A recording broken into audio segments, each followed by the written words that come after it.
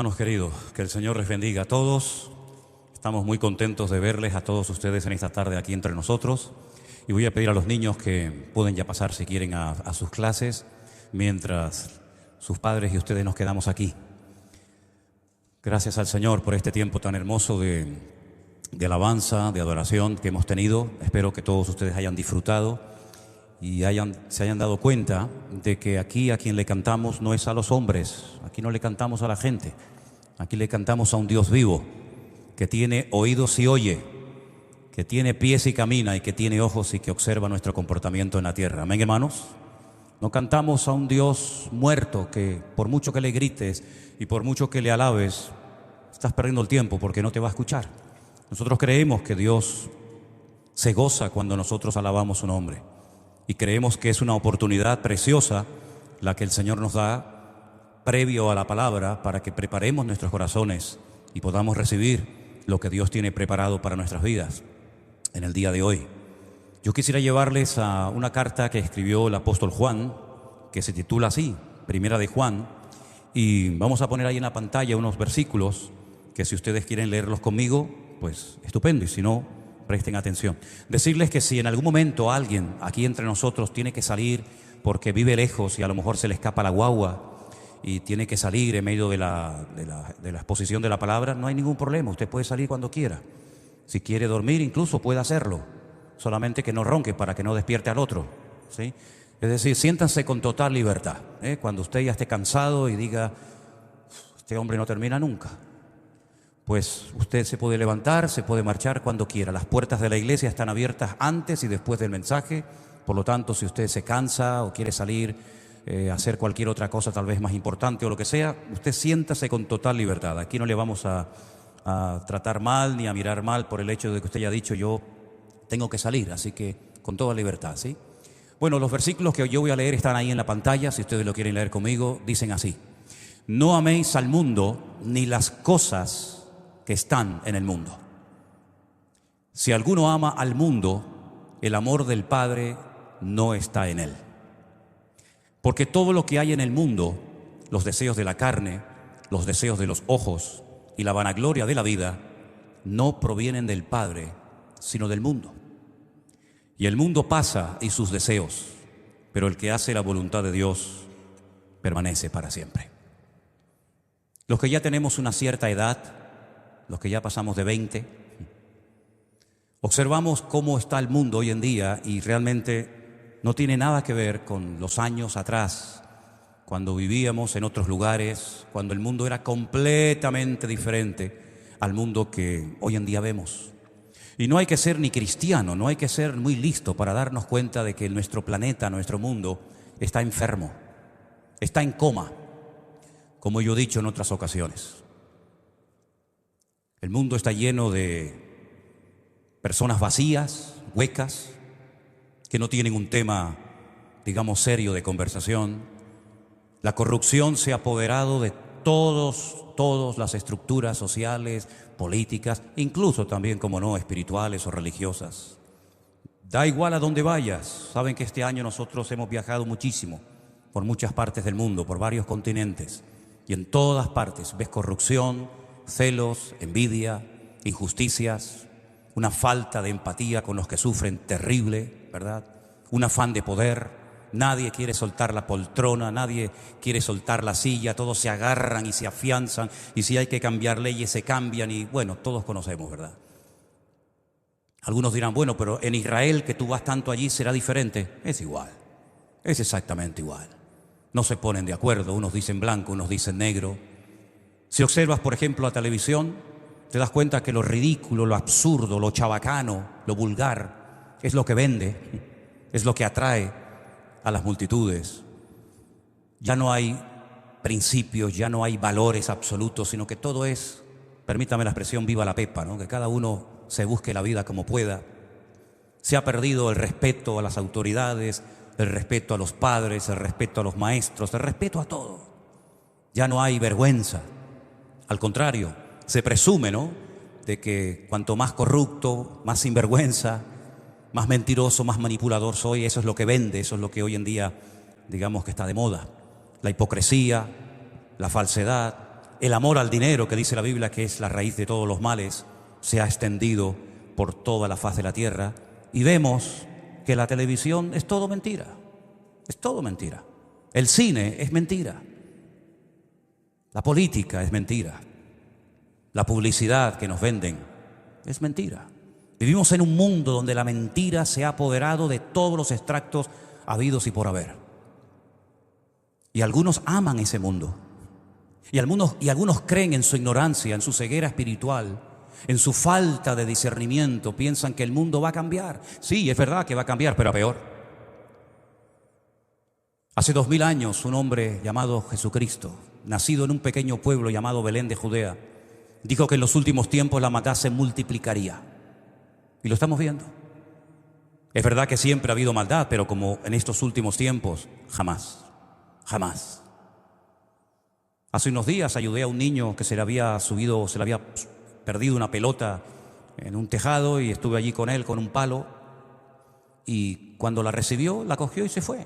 Yo, lógicamente, no esperaba nada, pero yo me acuerdo que antiguamente la palabra gracias era una de las primeras palabras que los niños aprendían. De hecho, cuando yo fui hace más de 20 años a Israel por primera vez y cuando me hicieron la entrevista en el aeropuerto y me preguntaron por qué iba y a dónde iba y qué iba a hacer, etcétera, etcétera, una muchacha me dijo, usted sabe, en aquel momento yo no tenía ni papa de hebreo, no sabía nada, muy poco. Y me dijo, ¿usted sabe hablar hebreo? Y le dije, no. Y me dice, le voy a enseñar una palabra y nunca olvidaré que me enseñó la palabra todá, que significa gracias. Y le dije, ¿y eso qué significa? Me dijo, gracias. Y me llamó la atención, que ya yo siendo grande, la primera palabra que esta chica me enseñó era la palabra gracias, todá. Antiguamente se le decía a los niños cuando recibían un caramelo o cuando recibían un regalito, se le decía, ¿cómo se dice? ¿Se acuerdan? Y el niño decía, dame más. No, eso no. Se dice gracias, ¿verdad? ¿Cuántas veces le abres la puerta a una persona para que pase? Y yo muchas veces he pensado, ¿tendré el don de ser invisible? Porque abro la puerta, entran, salen, incluso a veces le agarro la bolsa de la compra, se la meto en el ascensor, cierra el ascensor y yo digo, me habré hecho invisible y no me había dado cuenta.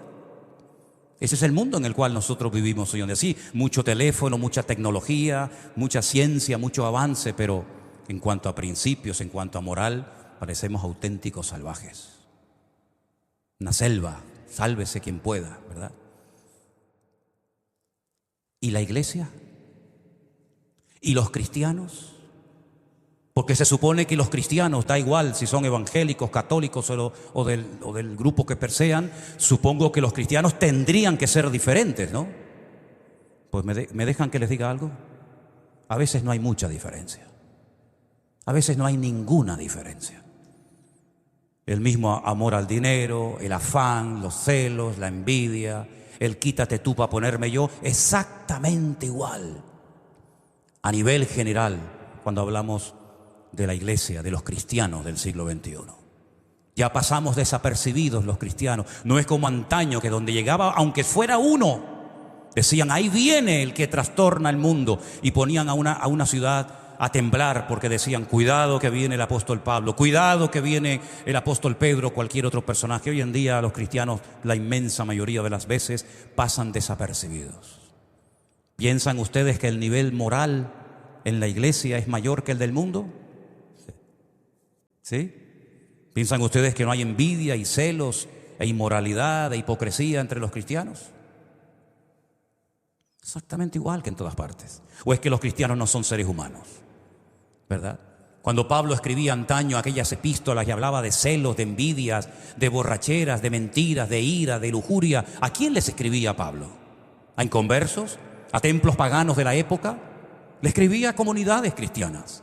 Porque él sabía perfectamente que dentro de las comunidades cristianas existían todas esas cosas que él las llama la carne, las pasiones de la carne, y da una lista enorme de manifestaciones de la carne que también se pueden llegar a manifestar en la vida de los que se llaman cristianos o en las comunidades o iglesias cristianas. Y cuando Pablo le escribía a los corintios, ¿para qué le escribía? Les escribía para que no hubiera celos y envidias entre ellos.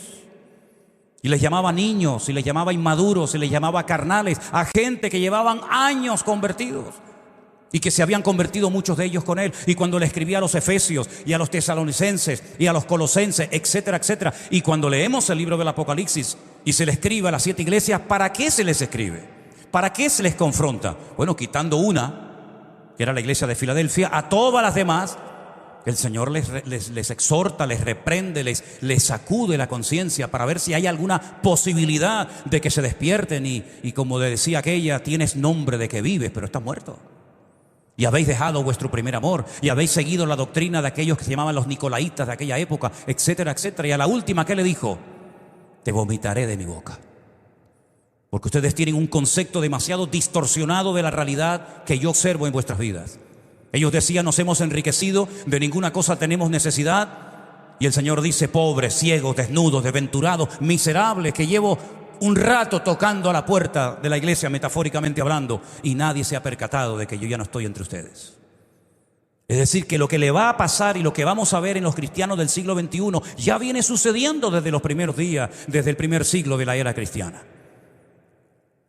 En algunos casos la iglesia ya no impacta al mundo. En algunos casos, como acabo de decir, los cristianos pasan totalmente desapercibidos y lo único que tienen es un título: soy católico, soy evangélico, soy bautista, soy pentecostal. Pero eso no sirve de nada.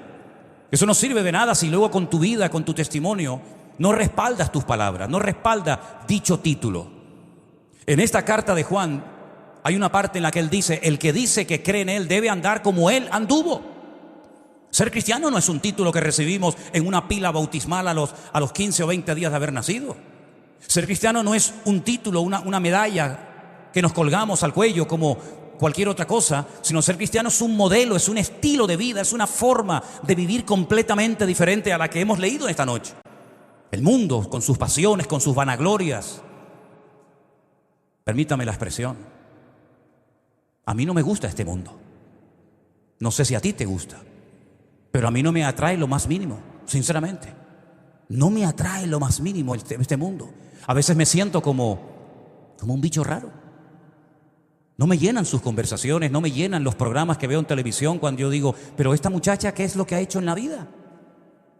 Digo muchacha como podría mencionar también al varón, ¿verdad? ¿Qué es lo que ha hecho esta persona? Nada. Tuvo, entre comillas, según dicen algunos, la suerte de tener relaciones con un famoso, quedó embarazada y ahora va por todos los platós de televisión vendiendo su intimidad, ¿verdad? Como trapos de portera, contando sus intimidades y pasando por caja, lógicamente, ¿no? Y son capaces de vender su intimidad, de vender cómo lo hicieron, dónde lo hicieron, con quién lo hicieron, cuándo lo hicieron, con tal de llenar sus bolsillos. Y ese es el mundo, que no tiene nada que ver con aquel mundo perfecto y maravilloso que Dios creó en Génesis capítulo 1. Y la iglesia que yo conocí hace 40 años no tiene nada que ver con la iglesia hoy en día. Hoy en día tienes que animar a alguna gente para que venga a la iglesia. En mi época era al revés. Tenías que animarles a que por favor váyanse ya, que tenemos que ir a cenar a casa y tenemos que cerrar las puertas y tenemos que irnos.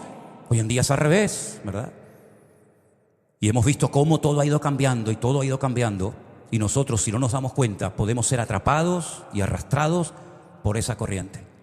En mi época, porque yo también fui joven, aunque ustedes no lo crean, en mi época, en el grupo de jóvenes que había en mi congregación, que tampoco era una congregación muy grande, pero bueno, había un buen grupo de jóvenes, todos, si les preguntabas uno por uno, ¿qué quieres ser? ¿Tú qué quieres ser? ¿A qué te vas a dedicar? ¿Qué vas a estudiar? Todos prácticamente, salvo uno, todos decíamos lo mismo: quiero servir al Señor, quiero servir al Señor, quiero servir al Señor, todos. Por eso las asambleas de Dios en aquellos años abrieron un seminario. Aquí no había seminarios, no había escuelas bíblicas para preparar pastores. Tenías que irte al extranjero, tenías que irte a Estados Unidos, tenías que irte a Europa, pero en España, en Canarias, un seminario, ¿para qué? Pero había un deseo de servir al Señor, que eso se ha perdido completamente. Hace unos días, el viernes, concretamente, me fui a Las Palmas a ver a mi madre. Hacía mucho tiempo que no la veía. La vi mejor que nunca, dicho sea de paso. Una lucidez mental impresionante.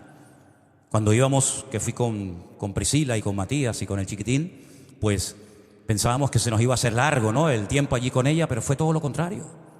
Comenzó a hablar y hablar y hablar, pero subiendo hacia el asilo donde ella está, en la residencia, que por cierto es de mi sobrino. Pasé por un edificio enorme, gigantesco, y le dije a ellos, ¿saben lo que era ese edificio? Era el seminario católico. Había cientos de jóvenes que querían prepararse para curas y al lado estaba otro que era para preparar monjas. Hoy en día está cerrado. Es una especie de hotel, de hostal, donde la gente va, pasa una noche, 2 noches, hacen retiros espirituales, incluso de otras iglesias, porque no hay esa vocación ni siquiera dentro del mundo católico, que sería el mayoritario. Y entonces mi madre comenzó a hablar, se ve que tenía ganas de hablar ese día, y nos dijo: ¿sabes cuál era mi regalo de Navidad cuando yo era niña? Y claro, dijimos: ¿cuál? Dice: una mandarina y un trozo de chocolate. Eso se lo cuentas hoy en día a más de uno y no te cree.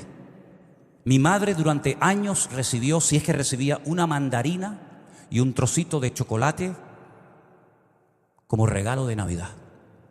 Y estuvo, me enteré allí, yo nunca lo había oído eso, estuvo durante meses sin poder salir a la calle porque le daba vergüenza, porque no tenía zapatos. Y un día apareció mi abuela con unas cholas, unas chanclas de estas de goma, y dice que mi madre ese día fue uno de los días más contentos de su vida, que lo recuerda siempre. Y dice que salía a la calle presumiendo de que mi abuela, su madre, le había regalado unas chanclas, unas cholas de plástico, de esas que se usan para ir a la playa a coger lapa, ¿verdad? ¿Qué joven sale hoy en día a la calle con eso? Le daría vergüenza, ¿verdad?, salir con eso. Y dice: pero éramos felices, Manolo, me dice, éramos felices, no nos quejábamos de nada, esperábamos cualquier detallito, ¿verdad? Yo me acuerdo cuando vine de Venezuela, que aquí jugaban, en Venezuela decíamos las metras. Yo tenía una bolsa de metras que aquello era como si le tocaras, no sé, a un buscador de oro o de perlas, sus perlas. Entonces tenía las bolondronas, se llamaban, ¿no? Se llamaban así, ¿no? Esos recuerdos que tengo, ¿no? Las bolondronas, las tenía de todos los colores. Y yo jugué a las metras, al boliche, como dicen aquí, en aquella época. Tú le enseñas un boliche, una bolondrona, una metra a un niño hoy en día y te dice: ¿esto qué es? ¿El ojo que se le cayó a uno, que se lo arrancaron? No saben ni lo que es. La perinola, ¿se acuerdan ustedes la perinola? Qué rabia me daba cuando mi primo metía la vaina aquella y yo no era capaz de meter la perinola. Entonces yo y la metía. El yoyo, el trompo, el piedra, papel o tijera. ¿Dónde están esas cosas hoy en día? Todo es tecnología y tecnología. Y a veces cuando salgo por las tardes o por la noche a pasear a mi perro, que como les he dicho muchas veces, perro en hebreo es Kelev, todo corazón, ¿verdad? Me veo a 4 o 5 jovencitas de 14, 15, 16 años más o menos, y me las veo en un banco sentadas con un teléfono en la mano, y horas y horas y horas. Son más máquinas y robots ellas que el mismo teléfono en sí mismo. ¿Se dan cuenta?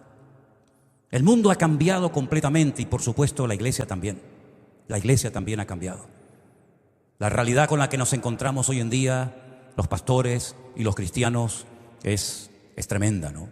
Porque prácticamente no existe nadie que quiera servir al Señor, nadie que tenga una pasión tremenda por las cosas del Señor. Lo que es sacrificio, esfuerzo, tenacidad, incluso gratitud, ha desaparecido de la faz de la tierra, por lo menos en España. Perdónenme los hermanos que vienen de otras naciones. En España eso de la gratitud, no, eso es dame, y nunca terminan de pedir, ¿verdad? Y acabas de comprar una cosa y ya están pensando en la otra porque la amiga tiene esta o el amigo tiene lo otro, ¿verdad? Como la sanguijuela, cada vez pide y pide más. Y todo esto que estamos viendo y viviendo, ya lo dijo Cristo, repito, hace 2000 años, que la maldad se multiplicaría, pero es que el versículo, algunos no lo terminan de recitar, lo mutilan, lo cortan, porque el versículo no termina así. El versículo dice de una forma completa: y por haberse multiplicado la maldad, el amor de muchos se enfriará. ¿Pero el amor de quién? ¿De los inconversos? ¿El amor de quién? ¿De los que no creen en Dios? El amor de los cristianos se enfriaría, que entrarían en ese sistema, en esa forma de vivir, y se olvidarían de que Cristo en su palabra quiere que seamos dignos representantes de Él. Pablo dice y emplea el término embajadores. Nosotros somos embajadores de Cristo. Él dice: yo soy embajador de Cristo en cadenas, pero no dejo de ser un embajador, sino un digno representante de Cristo. Es como lo que hace un embajador. Tiene que representar, se supone en teoría, tiene que representar dignamente al gobierno que lo envía, porque está representando al gobierno. Nosotros estamos representando dignamente al Señor. ¿Estamos realmente despertando interés en los corazones de la gente cuando ve nuestro estilo de vida? No sé, cada uno que se examina a sí mismo. Yo dije hace poco y lo sigo repitiendo porque lo creo, que el mundo se ha convertido en un gran manicomio, donde los que dicen que controlan son los más controlados, donde los que dicen que son libres son los más esclavos, y donde la gente no se da cuenta de que son como máquinas, como marionetas, que desde encima los controlan y le dicen lo que tienen que comer, cómo tienen que vestirse, cómo tienen que peinarse, cuál es el color de moda, cómo tienes que actuar, cómo tienes que ser, y no se dan cuenta de que detrás de todo el sistema del mundo está nada más y nada menos que aquel que el Señor Jesucristo lo definió como un ladrón que viene a hurtar, a matar y a destruir. Y somos tan ciegos y tan ignorantes voluntarios, porque el que es ignorante porque no ha tenido la posibilidad de cambiar o de estudiar, bueno, pobrecito, ¿verdad? Pero el que ha tenido la posibilidad de cambiar y no cambia, el que ha tenido la oportunidad de aprender y no aprende, es, como yo llamo, un ignorante voluntario. Se ha empecinado, se ha empeñado en vivir siendo un ciego y un ignorante. Y esa es la cruda realidad de nosotros hoy en día. Cuéntale tu testimonio a tu padre, a tu madre, a tu primo, a tu compañero de trabajo, de escuela o de universidad, y algunos te dirán, bueno, sí está bien, si a ti te va bien, me parece bien, pero ¿yo qué? ¿Qué fue lo que llevaron los españoles a América? Hoy que hay tanto latino aquí dentro con nosotros, lo cual nos alegra. ¿Qué fue lo que llevaron los españoles a tu país? A Colombia, a Venezuela, a México, a Ecuador, a Argentina. ¿Qué fue lo que llevaron? Primeramente vaciaron las cárceles de toda la gentuza y de todo lo peor que había aquí. Y con el poder de los reyes católicos, que eran de lo peor que ha habido en la historia de este país, llenaron aquellas carabelas de personas que les decían o se van o aquí tienen pena de muerte o cárcel para toda la vida. El objetivo era ir a evangelizar, a descubrir nuevos territorios, nuevas oportunidades. Se creía en Europa, en el mundo entero, se creía que no había más allá de finis terre, que el fin de la tierra terminaba aquí en España, en ese cabo que está allí en Galicia, que se llama en latín el fin de la tierra, finis terre. Y por eso el escudo de España en aquel tiempo decía non plus ultra, no más allá. Hasta que se descubrió que si hay plus ultra, sí hay más allá. Y por eso tuvieron que cambiar, ¿verdad?, el lema de la bandera española, del escudo. Y fueron supuestamente a ver nuevas oportunidades, a descubrir nuevas tierras, que las descubrieron. Ahí estaban. Pero también el objetivo era ir a evangelizar. ¿Y qué sistema utilizaron? El amor, el cariño. Bueno, quitando los jesuitas que hicieron una labor, digamos, entre comillas, diferente en el sentido de que enseñaban oficios y profesiones. Yo he estado en las ruinas jesuitas en el Amazonas, he estado con los indios guaraníes y he visto todavía las ruinas por allí, por Paraguay y por Argentina y esos países. Quitando esa pequeña excepción, se utilizó la violencia, igual que el Islam lo hizo siglos más tarde. Igual que el Islam, pero ya lo habían hecho anteriormente los españoles, ¿verdad?, con la cruz y la espada. Es interesante notar cómo incluso en las espadas de los soldados españoles había una cruz, la cruz de Santiago. Yo cuando estuve en el ejército, yo llevaba la cruz de Santiago aquí en la villa del pantalón, la cruz de Santiago. ¿Por qué? Porque Santiago, el apóstol, que nunca estuvo en España, pero todavía siguen diciendo algunos que estuvo en España, cuando los armenios presumen de tener la cabeza de Santiago en Jerusalén, en una iglesia, pues ellos dicen que el apóstol Santiago, en la Reconquista, cuando se quiso expulsar a los árabes de España, el apóstol Santiago resucitó y se montó en un caballo blanco. Ríanse si quieren, yo me reí muchísimo cuando me enteré de esto. El apóstol Santiago se levantó, se montó en un caballo blanco, y cuando los árabes lo vieron, entonces se asustaron y salieron corriendo. Y me dicen a mí que soy loco por creer en la Biblia, que es la palabra de Dios. Pero esa es la creencia de todo un país de casi 50 millones de habitantes. Que los muertos resucitan y se montan en caballos blancos para hacerle la guerra a los enemigos, la famosa Guerra Santa, ¿verdad? Y esa forma parte de la cultura, de las tradiciones, de la idiosincrasia de los pueblos. Y eso fue lo que se fue allí a exportar. Ojo, pero también fue el Santo Oficio, no se olviden de eso. El Santo Oficio que se empeñó en matar a todo aquel que se le ocurriera leer la Biblia. Porque en España, no sé en tu país, pero en el mío sí lo conozco, en este país se prohibió y se quemó a gente por leer la Biblia. Y si no, miren la historia de Julanillo, ¿se acuerdan? Aquel chiquitito jorobado que cruzaba los Pirineos ocultando Biblias. ¿Cómo llegaron aquí y lo quemaron? A él y a tantos otros. Y como aquel sacerdote, Casidoro de Reina, que escribió esta Biblia, que leen colombianos, peruanos, españoles, etcétera, etcétera, ese cura español se tuvo que ir corriendo de su convento de Sevilla a Europa para poder traducir la Biblia, porque aquí no se podía. Y después vino otro más, otro sacerdote llamado Cipriano de Valera, etcétera, etcétera, que hizo una revisión de los manuscritos más antiguos, ¿verdad? Y esa es la historia de esta nación. Pero a veces la gente no lee, no quieren leer, porque hoy en día el teléfono, la tablet, los ordenadores han sustituido, ¿verdad?, la lectura, y hay creyentes que no han leído un libro cristiano en su vida. Y son los analfabetos, personas que a veces defienden lo indefendible, personas que hablan de lo que ignoran y personas que no son capaces ni siquiera de conocer las raíces, la historia, el fundamento de su religión o de su denominación.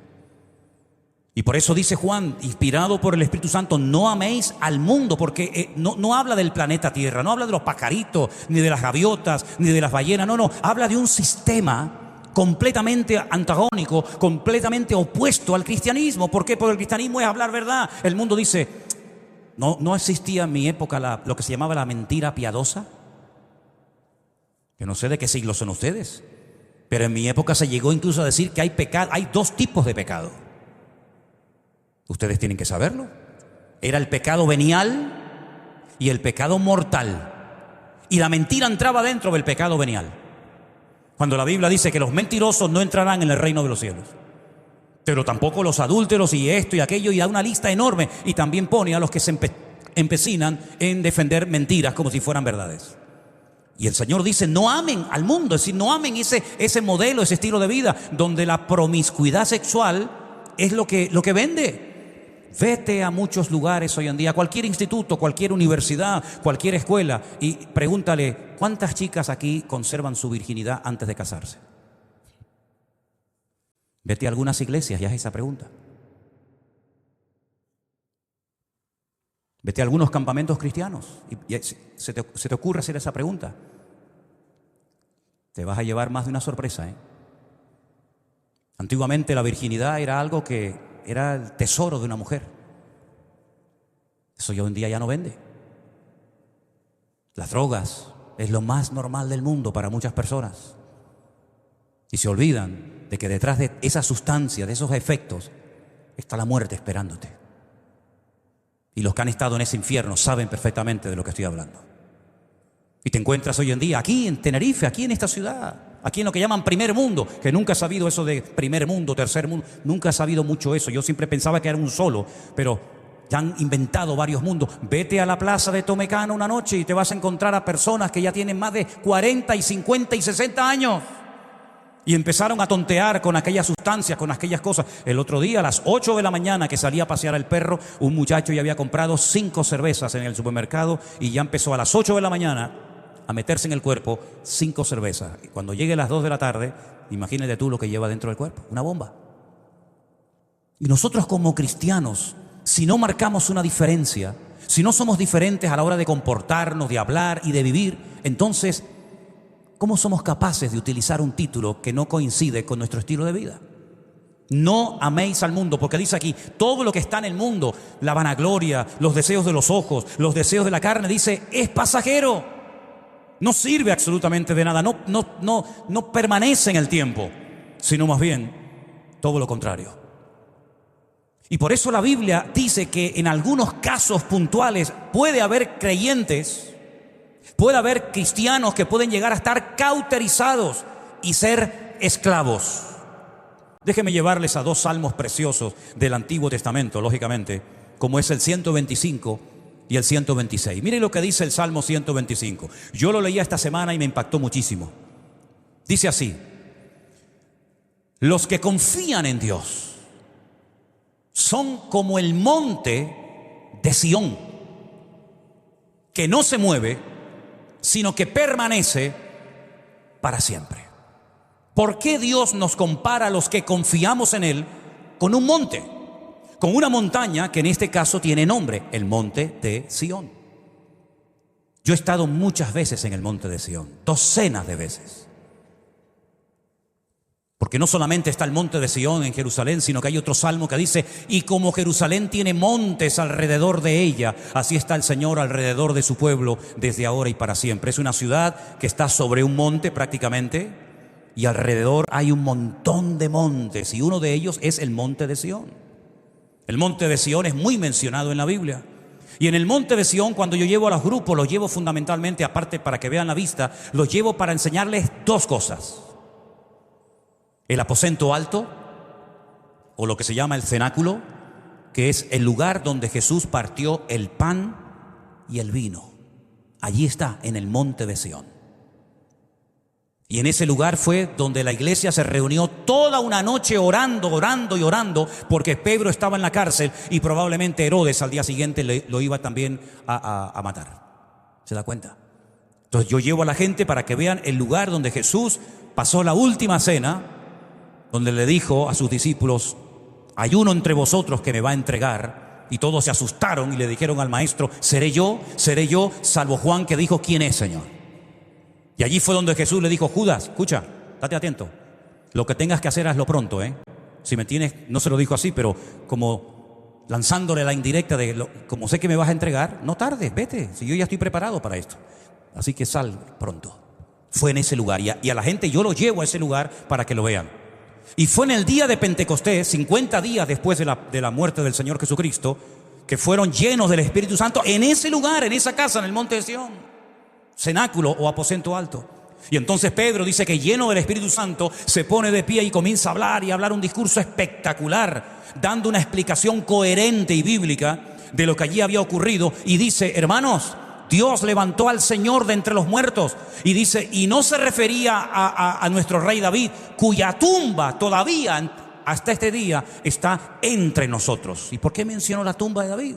Porque David fue el rey más grande que jamás Israel ha tenido, el dulce cantor de Israel. Y él dice: y su tumba todavía está entre nosotros. Es decir, a David no lo resucitó, pero a este Señor del cual yo os estoy hablando, que es Cristo el Señor, Dios el Padre lo levantó de la tumba. Pero hay un momento en el mensaje, en el discurso, que él dice: y la tumba de David está entre nosotros. Y entonces, ¿qué pasa?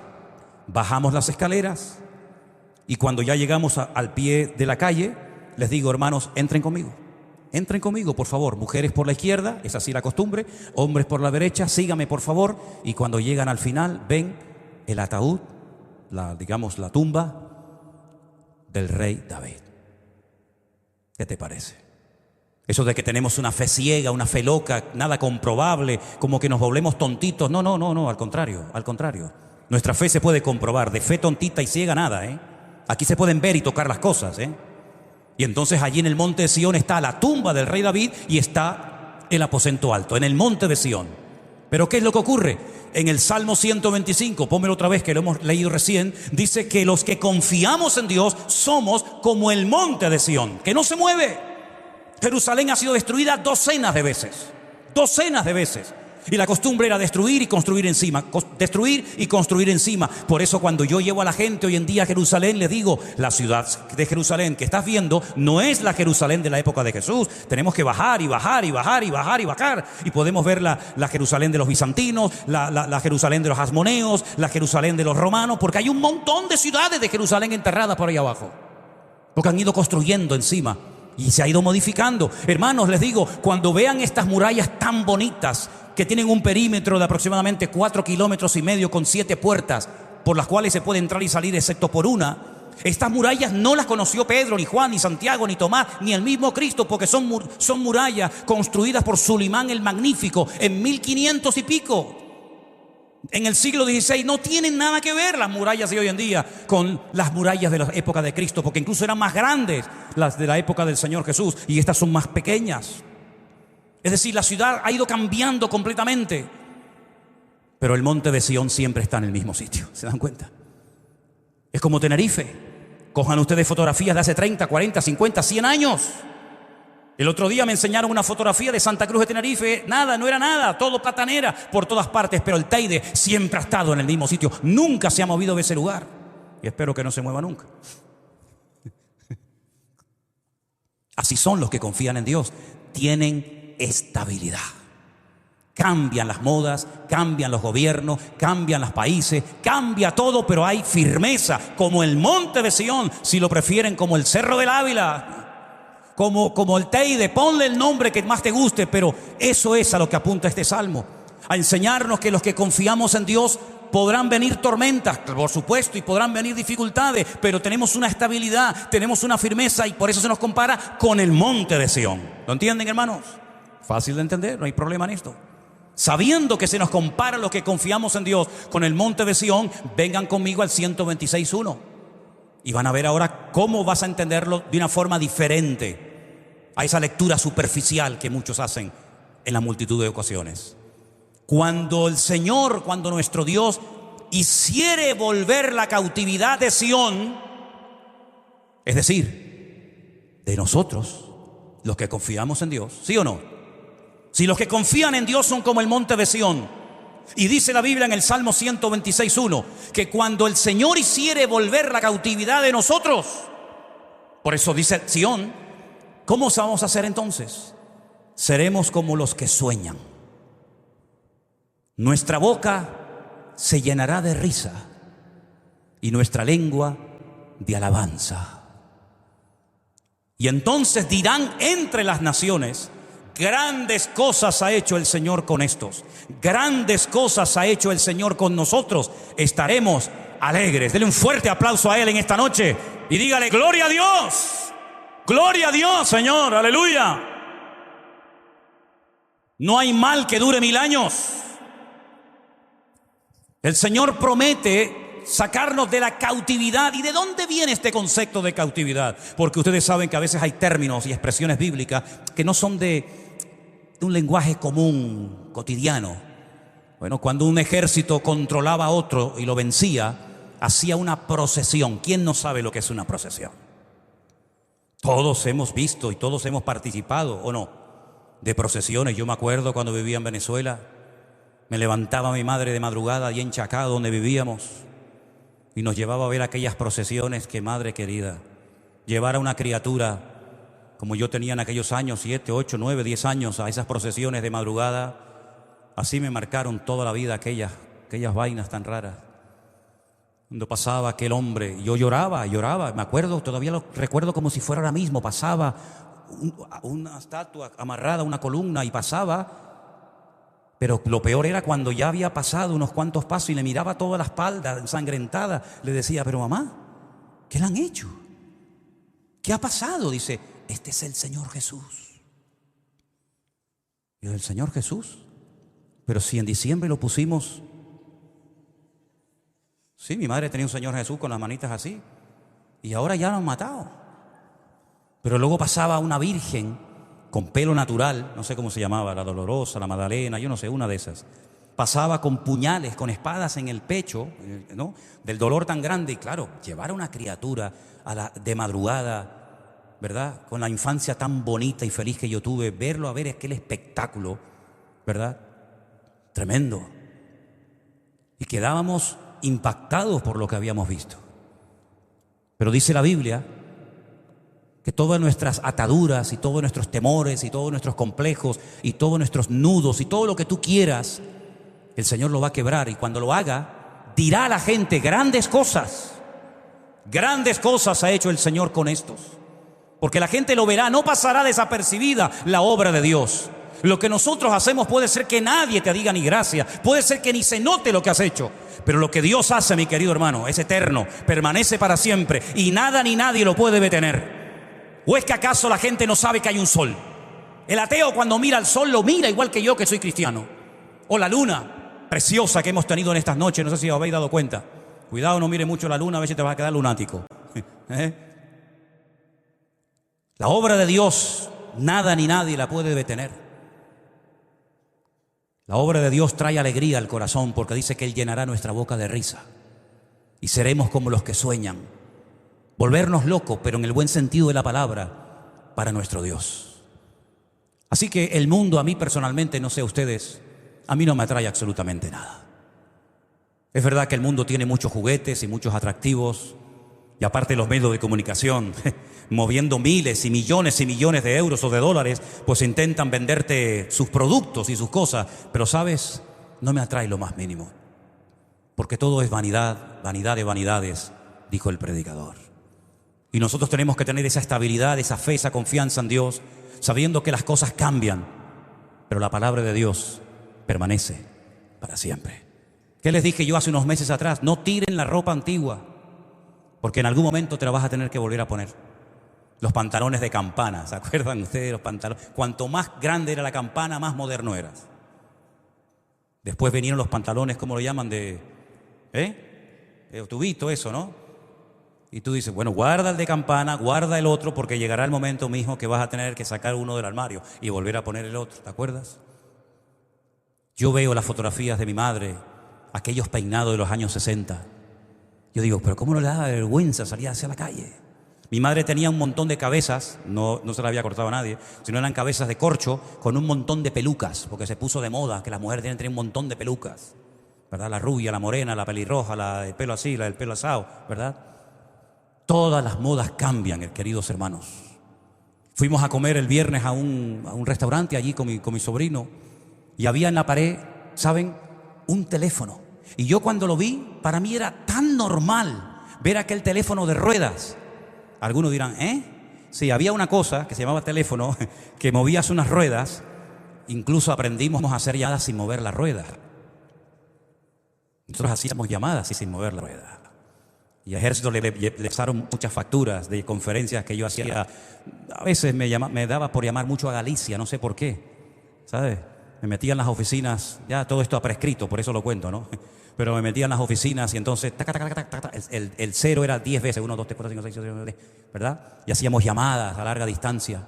Y me acuerdo que cuando fuimos incluso a Argentina a vivir, nos teníamos que ir a la estación de autobuses y decirle, quiero llamar a España, y había una señora con unos cascos y unos cables, y decía, ¿dónde conferencia? Y a veces te metías con el que estaba hablando con el abuelo de Italia. Y decía, no, tutti bene, si tutto bene, yo no parlo italiano, capito, niente. Y entonces te equivocaba de clavija y tenías que meter el otro. Todo ha ido cambiando, pero la iglesia tiene que tener personalidad y criterio propio. Y tenemos que saber lo que queremos. Y tenemos que saber en quién hemos creído y confiado. Porque el Señor, aunque nos haga pasar por situaciones difíciles, por supuesto, pero una pregunta, antes que se me olvide. Cuando pasamos por cualquier situación de la vida, sea enfermedad, sea económica, sea familiar o de la índole que sea, una pregunta. ¿Dios lo sabe?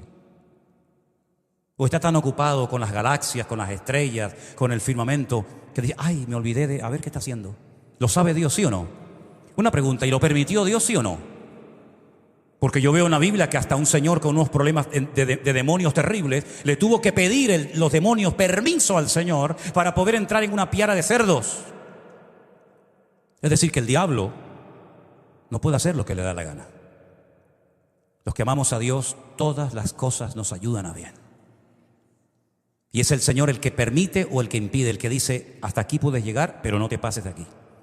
Por lo tanto, lo que tenemos que hacer es seguir esforzándonos, término que ya hoy en día prácticamente no existe, y seguir estando dispuesto a pagar el precio que haga falta pagar y ser agradecidos, pero no cuando recibimos, porque eso lo hace cualquiera, sino agradecidos cuando no recibimos.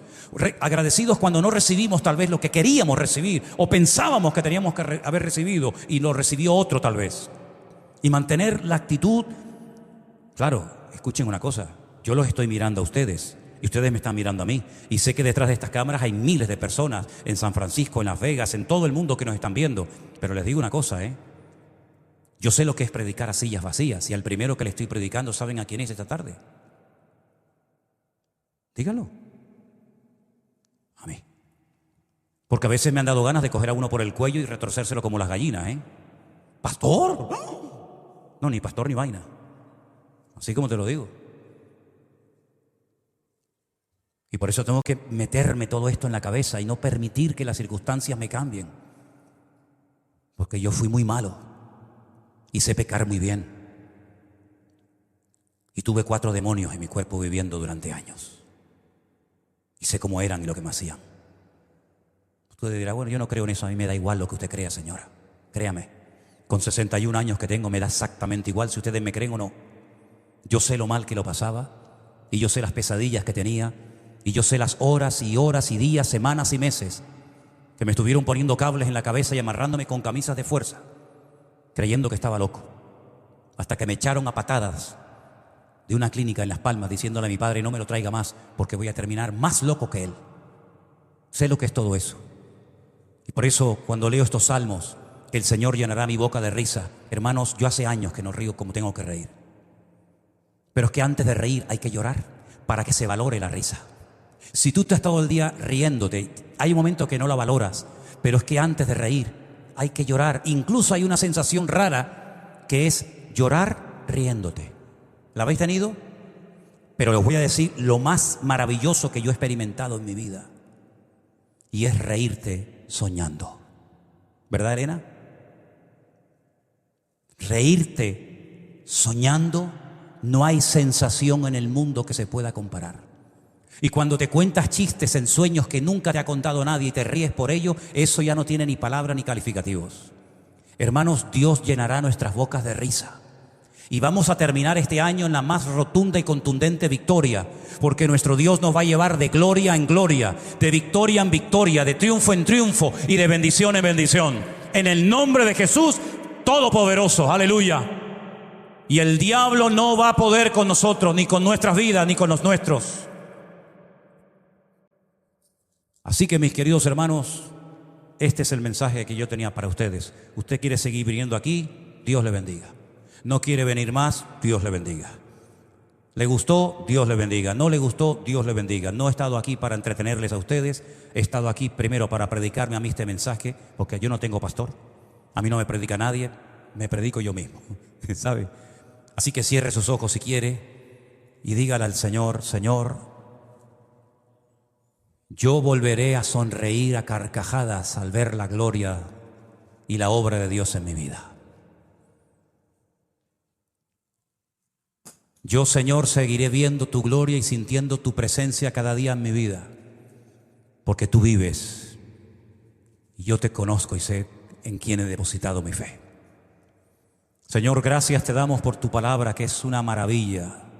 No hay bálsamo en esta vida, no hay pastilla, no hay nada en esta vida que traiga tanta paz a nuestras vidas, a nuestras almas, como tu dulce palabra, la cual es dulce como la miel. Gracias, Señor, por tu paciencia, por tu misericordia. Y yo recuerdo en alta voz la victoria de mi Señor Jesucristo. Cristo no murió en la cruz para vivir tristes.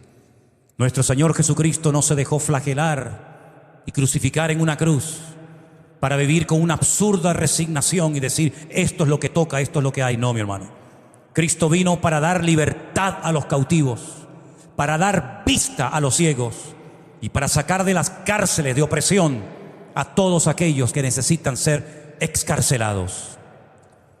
Sí, hay una procesión de cautivos, sí hay una procesión de esclavos delante de nosotros, pero eso a nosotros no nos afecta ni nos importa, porque tú nos has sacado de esa cautividad, porque tú dijiste en tu palabra: llevándote cautiva a la cautividad, le diste dones a los hombres. Disfruten de la vida, mis hermanos. Sea católico, evangélico, lo que usted quiera, disfrute de la vida suya, de sus hijos, de su esposa, de su marido. Disfrute de la vida, viva la vida con optimismo, porque lo más importante de la vida es la vida. Lo más importante, parece una tontería, pero es la pura realidad. Lo más importante de la vida no es el coche, no es el trabajo, no es el dinero. Lo más importante de la vida es la vida, pero la vida con Cristo. Porque una vida sin Cristo, una Navidad sin Cristo, como dice la canción, es tristeza y soledad. Pero la vida con Cristo no la cambio por nada ni por nadie. Gracias porque tú nos has sacado de la cautividad, de la amargura, de la frustración, y has puesto en nosotros tu presencia, Señor. Te doy gracias desde lo más profundo de mi corazón por la obra que tú estás haciendo, invisible, pero la estás haciendo. Porque yo no creo, amados hermanos, que la oración de cientos y de miles de hermanos caiga en saco roto. Yo creo que el Señor está oyendo y viendo la oración de nosotros.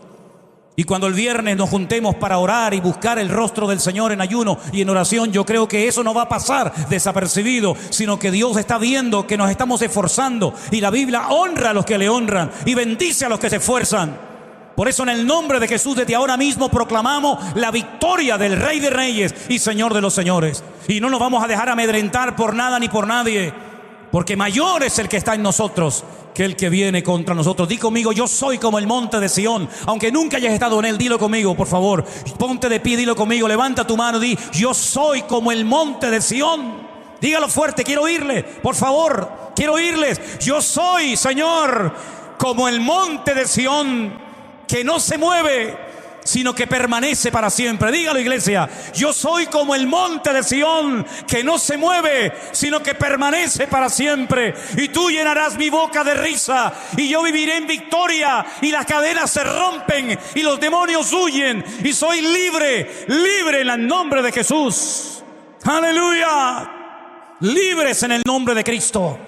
Libres para reír, libres para cantar, libres para disfrutar de la vida. El mundo se está cayendo a pedazos por todas partes. Es un asco ver cómo está la sociedad, pero gloria a Dios que hemos encontrado al que dijo: yo soy el camino, yo soy la verdad y yo soy la vida. Aleluya. Y conmigo no vas a poder, diablo. Conmigo no vas a poder destruirme. Conmigo no vas a jamás. Seré tu peor pesadilla, diablo. Seré tu peor pesadilla y te arruinaré tu existencia, porque ahora tengo autoridad, tengo poder en Cristo. Y le digo adiós a la ira, le digo adiós a la tristeza, le digo adiós a la amargura. Soy vencedor en Cristo Jesús, mi Señor. Soy libre, tengo el poder de Dios en mi corazón. Bendito sea el nombre de mi Señor. Tú te levantaste de la tumba y tú me levantarás a mí y a todos nosotros. Tú venciste al diablo y nosotros también lo hemos vencido. Y tú vienes pronto en una nube y yo te estoy esperando, amado mío. Bendito sea tu nombre, Señor Jesús. Aleluya. Te adoramos, Señor. Adoren al Señor en esta tarde, iglesia. Bendigan el nombre del Señor Jesús. Gracias, Jesús. Aleluya. Gracias, Señor.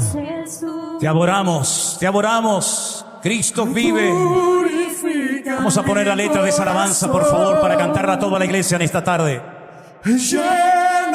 Aleluya.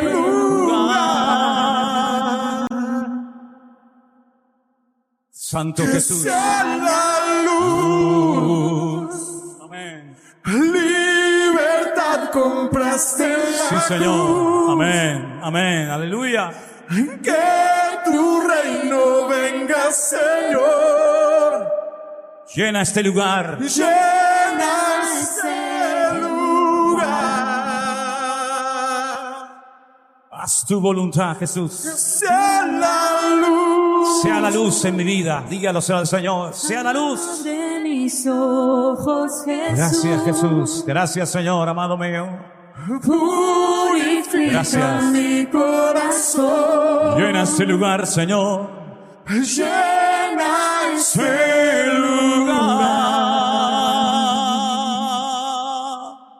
Amén. que sea la luz. Amén. Libertad compraste en la cruz. Gracias, Señor. Aleluya. Que tu reino venga, Amén. Señor. Amén. Llena este lugar. Sí, Jesús. Haz tu Gracias. voluntad. Gracias, amado Dios. Yo quiero que en esta tarde pongas tu vida en las manos de tu Dios. Tus problemas, tus temores, tus necesidades, todo lo que en esta tarde te quieras desprender de ello, ponlo ante los pies de Jesús. Él dijo: venid a mí los trabajados y cargados, que yo os haré descansar. Él dijo: aprended de mí. Si a alguien lo persiguieron, si a alguien lo cuestionaron, si a alguien intentaron amargarle la vida, fue a él. Pero él dijo: aprended de mí, que soy manso y humilde de corazón. Mis cargas son ligeras. Él vino para quitar toda opresión. Él vino para quitar toda cadena. Y en esta tarde le damos gracias al Señor porque somos libres. Libres para honrarle y servirle. Aleluya. Gracias, amado Dios. Recuerda siempre y toda esta semana, di en alta voz: yo soy como el monte de Sión, que no se mueve, sino que permanece para siempre. Permanece para siempre. La obra de Cristo permanece en mí y cada día la va a ir perfeccionando. Gloria a tu nombre, Señor Jesús. Gracias, amado Dios. Te adoramos. Bendito sea tu nombre, Señor. Que la paz del Señor Jesucristo te acompañe toda esta semana, a donde quiera que vayas. Estamos en la recta final de un año que se ha ido volando. Estamos en los últimos días, las últimas semanas. Que el Señor nos ayude a decorar nuestro corazón con la presencia del Señor. La ciudad se viste de gala, ¿verdad? Ha llegado la Navidad, dicen algunos. Pero que tu corazón esté iluminado con la paz y con la presencia del Señor Jesús. Saluda a tu hermano a tu lado, dale un beso y un abrazo. Tal vez lo conoces, tal vez no, no importa. Dile: Dios te bendiga. Dios te bendiga. Salúdelo, no tenga temor en hacerlo.